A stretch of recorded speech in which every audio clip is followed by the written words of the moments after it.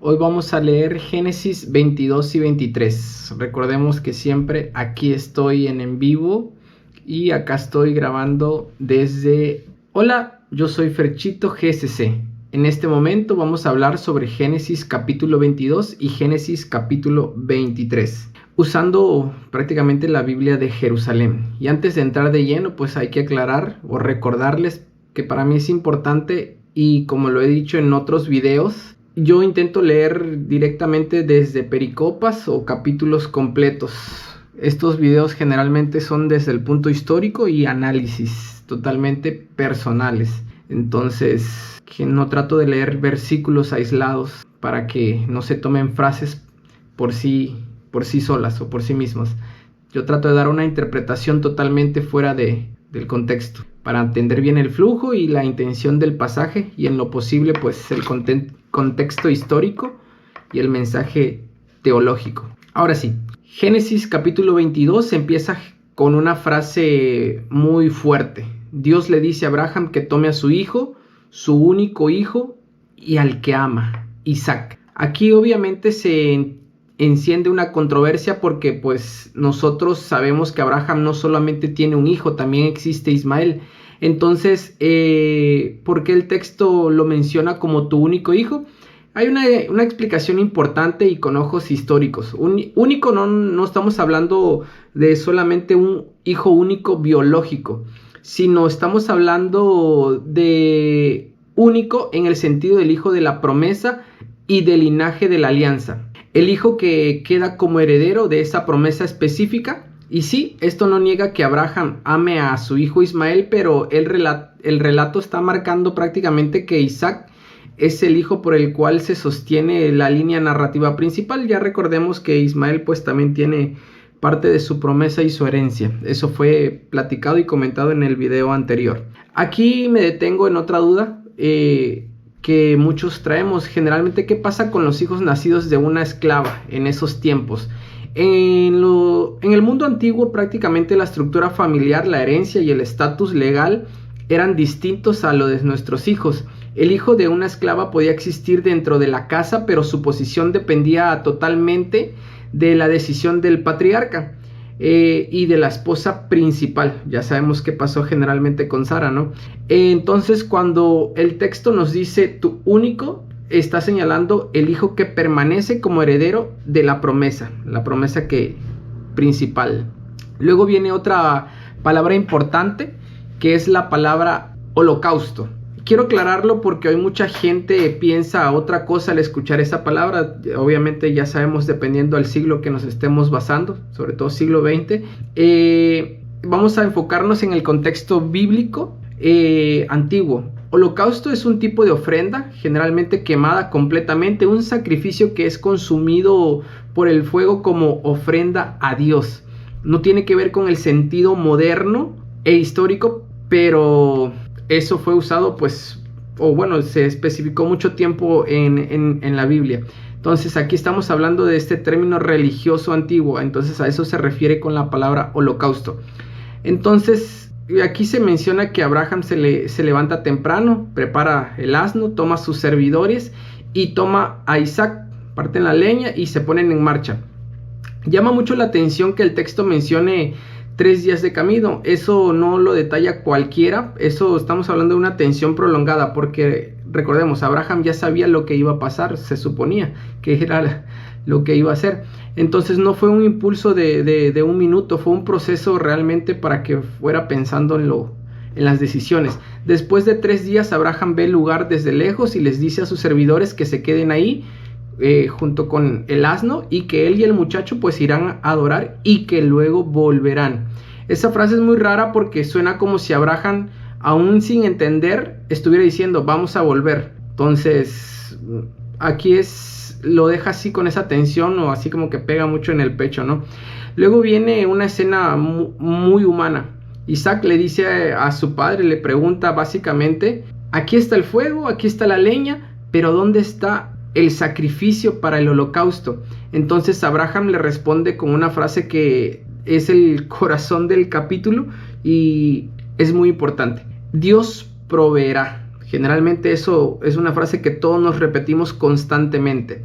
Esa frase no solamente es bonita, es una declaración realmente de confianza en medio del miedo. Entonces llegan al lugar y Abraham construye el altar prácticamente, coloca la leña y ahí viene ya lo verdaderamente importante. Ata a su hijo Isaac y lo pone sobre la leña. Aquí hago una pausa porque en este capítulo no es tan fácil todo esto que se está comentando.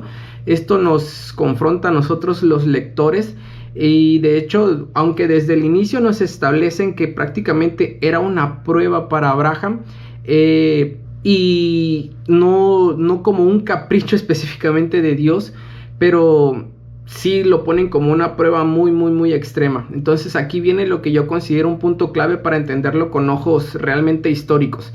En el mundo antiguo, en esos tiempos, existían prácticas que pues habían sacrificios. No solamente estamos hablando del cercano oriente, porque así es como le llaman, el cercano oriente.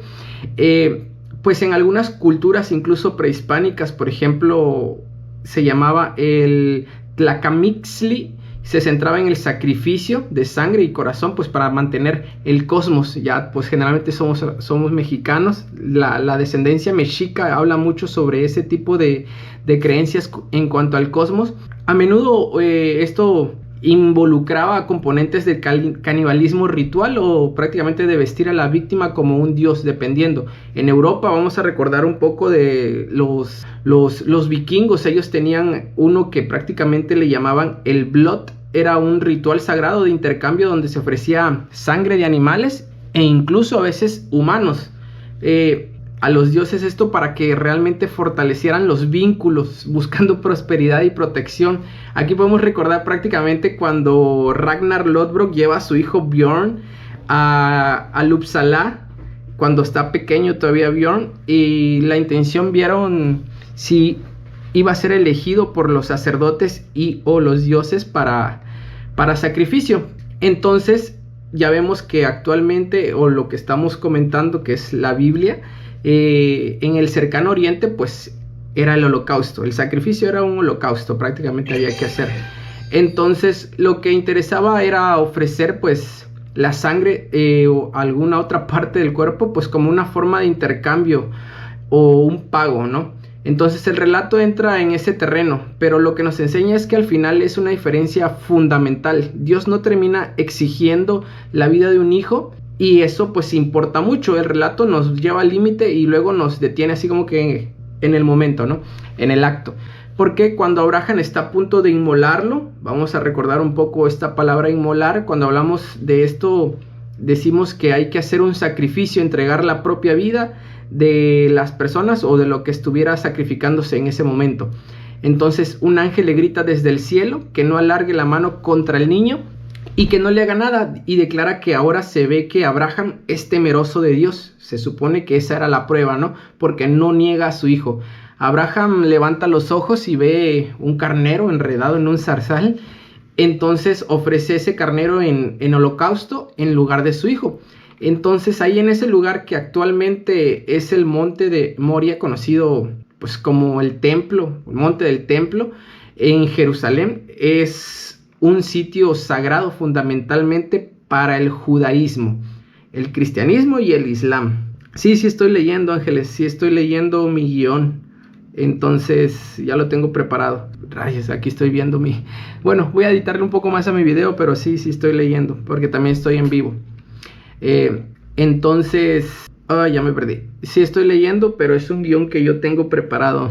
Entonces aquí hay que hacer la aclaración histórica. Es importante para no confundirnos, porque en la tradición bíblica posterior asocian esta escena con la región de Moria. En la tradición, lo que es judío y cristiana, esto se conecta con Jerusalén.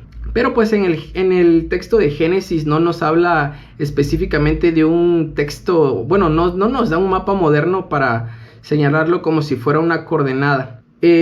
Después viene el segundo llamado del ángel. Aquí entra el fragmento que a mí me parece de los más intensos. Generalmente: por mí mismo juro, oráculo de Yahvé, te colmaré de bendiciones. Tu descendencia será como las estrellas del cielo y como la arena de la playa. Poseerá las puertas de sus enemigos, y por tu descendencia serán bendecidas todas las naciones de la tierra. Esto generalmente para mí es impresionante pues por varias razones. Primero, porque en el mundo antiguo los juramentos se garantizaban invocando a alguien superior, y aquí Dios jura por sí mismo, ¿no?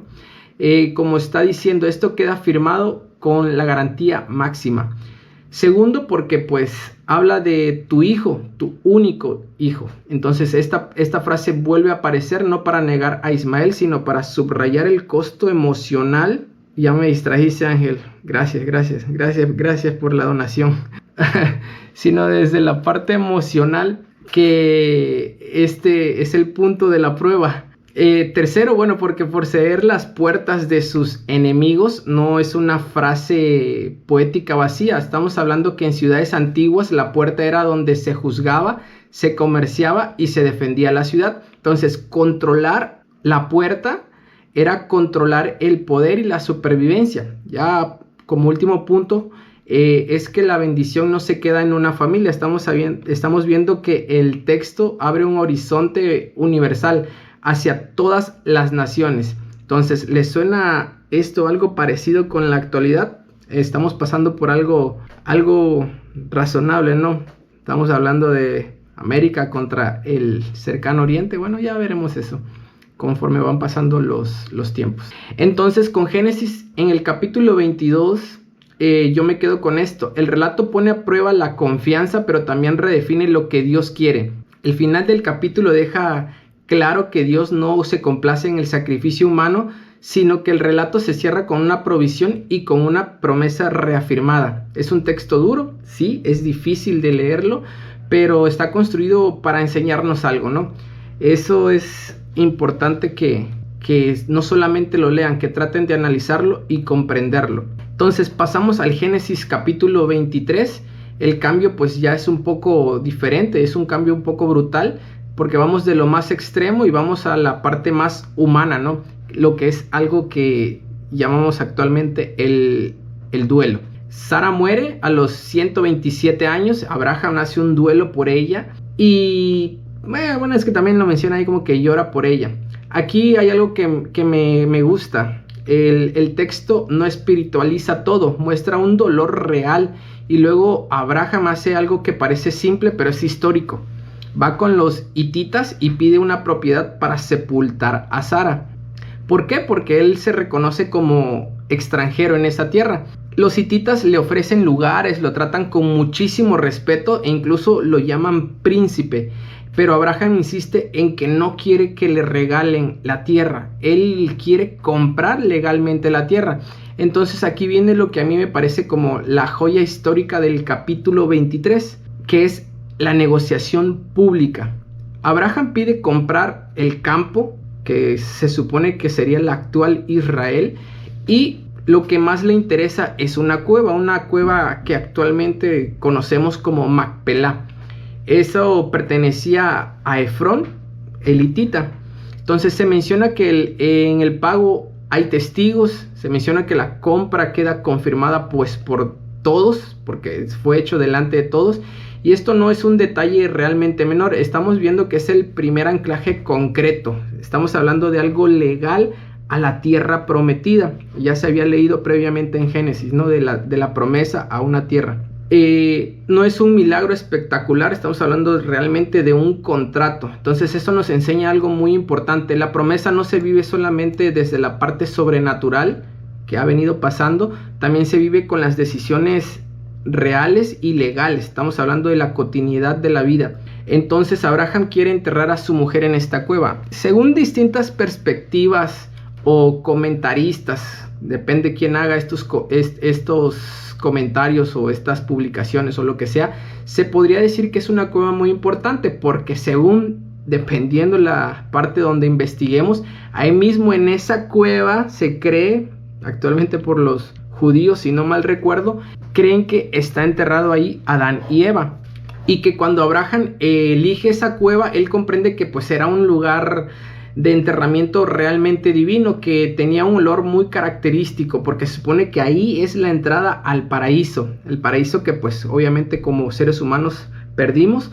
Entonces es entendible porque actualmente muchos tratan de contradecir y o afirmar esta parte. Entonces lo que sí podemos asegurar es que la Biblia, como fuente realmente histórica, no podemos decir que es la entrada al paraíso, pero en ese momento el dueño el hitita no era consciente de eso cuando la vendió, y que ahí mismo está enterrado pues parte ancestral de Abraham. Entonces es lo que nos puede confirmar la Biblia. Está enterrado Abraham y sus ancestros, Isaac, su hijo, la esposa de Isaac, esta Rebeca, también está Jacob y la esposa Lea. Entonces hay que nada más cuestionarnos una parte muy importante. ¿Por qué diríamos que esta cueva es muy especial? ¿Y por qué fue tanta la insistencia en querer comprarla? Entonces, ¿será que se trataba realmente de una cueva cualquiera o no? Eso es interesante, ¿no? Porque en esos tiempos la costumbre de las épocas funerarias, estamos viendo que enterrar a tu familia o a tus muertos en una cueva pues era muy común, ¿no? Y eso generalmente lo hemos ido entendiendo con el paso del tiempo. Aquí también hago otra aclaración importante para que no se confundan todos ustedes, sobre todo para los que van a ver el video. En el en vivo, bueno, hay cuestiones que luego no puedo contestar porque me enfoco mucho en el video, pero para los que vean el video es importante que entiendan que la cueva de Macpelá queda en la región de Hebrón, no específicamente en Jerusalén. Entonces, a veces en internet, cuando lo quieran investigar, lo pueden andar investigando. Voy a tratar de agregar las imágenes. Se mezclan mucho los lugares, pero no son nunca el mismo sitio.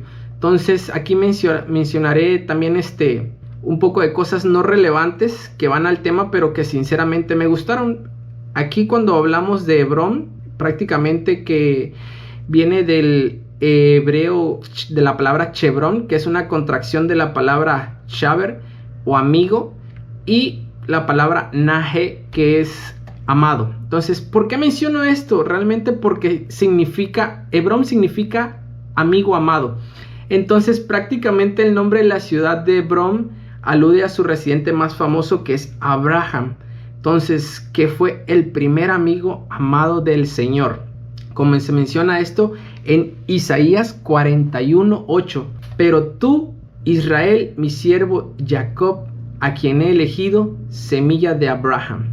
Prácticamente Dios establece ahí que Abraham fue su primer amigo. ¿Por qué me gusta hablar de esto? Bueno, es importante que entiendan que yo estoy viendo todo desde el aspecto histórico, porque es algo que actualmente estoy disfrutando y me gusta.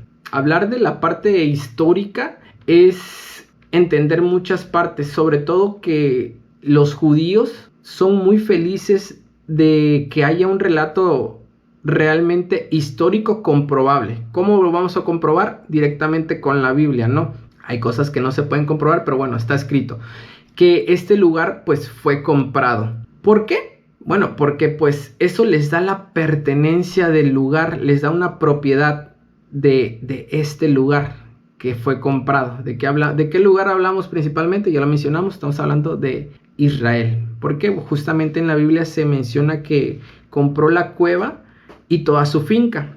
Pues toda la finca, estamos hablando de Israel, ¿no? Se supone que esa es la interpretación histórica. Entonces, esto es importante que entendamos porque pues hay 3 lugares bíblicos en Israel que nunca nadie más podrá reclamar. ¿Por qué? Porque pues prácticamente hay evidencia de la compra. Una de ellas pues prácticamente es Hebrón, que se menciona en el Génesis 23:16. Está Siquem, que se menciona en el Génesis 33:19. Y pues tenemos el monte del templo, que se menciona en la segunda de Samuel en 24:24. Entonces, en esos momentos, las personas o los hititas le ofrecían la tierra como regalo a Abraham, pero Abraham insistió en pagar su precio. Podrá haber sido un precio exorbitante lo que se habrá pagado o no, pero ellos lo que realmente querían era pagarlo para asegurarse de que estos lugares no pudieran discutirse de ninguna manera. También hablamos que existen pues tradiciones judías antiguas que mencionan que este lugar sería un lugar doble. Esto cuando hablamos directamente de la traducción hebrea de la palabra del nombre de la cueva, que es Macpelá, que significa doble. Entonces esto es lo que le da parte de la profundidad histórica, Pero eso ya es un poco desde la interpretación tradicional, no es algo que realmente el texto Génesis nos pruebe arqueológicamente por sí solo, pero yo lo menciono como tradición porque pues nada más es interesante, pero aquí me gusta y yo como siempre se los voy a querer aclarar. Una cosa es lo que el texto realmente afirma y otra cosa es lo que las tradiciones posteriores van desarrollando. Ya para el cierre del video, pues vamos a hablar que para mí entre Génesis el capítulo 22 y el capítulo 23 es un capítulo donde se ve la prueba extrema y en el otro vemos prácticamente el duelo y pues parte de la tierra que es comprada legalmente. Vemos la fe límite y la vida real. Entonces, una promesa grande y un contrato con testigos, esto siempre va a ser importante. En ese tiempo, pues, no habían directamente contratos, pero al haber testigos, pues había evidencia de eso, ¿no? Eso para mí se siente como la vida. A veces estamos en un límite realmente emocional alto y pues a veces estamos teniendo que resolver otras situaciones, no sé, importantes, decisiones o algo por el estilo. Entonces, todo forma parte de un mismo camino. Entonces, aquí no venimos a decir la verdad absoluta, aquí realmente es parte de la lectura y mi análisis directamente, como ya lo he mencionado, y mi forma de procesarlo. Hay una frase que no es de mi autoría, pero se las voy a leer. Mientras que Jerusalén es el corazón de Israel, muchos creen que Hebrón es una puerta al alma de Jerusalén. Entonces Abraham comprende esa parte cuando decide comprar la cueva de Macpelá. Entonces yo cierro este video con una pregunta para ustedes de estos dos capítulos. ¿Qué es lo que más les impactó? ¿La prueba de Abraham en Génesis en capítulo 22 o el duelo y la compra legal en Génesis capítulo 23? Los leo en los comentarios, amigos. Hasta la próxima. Bye.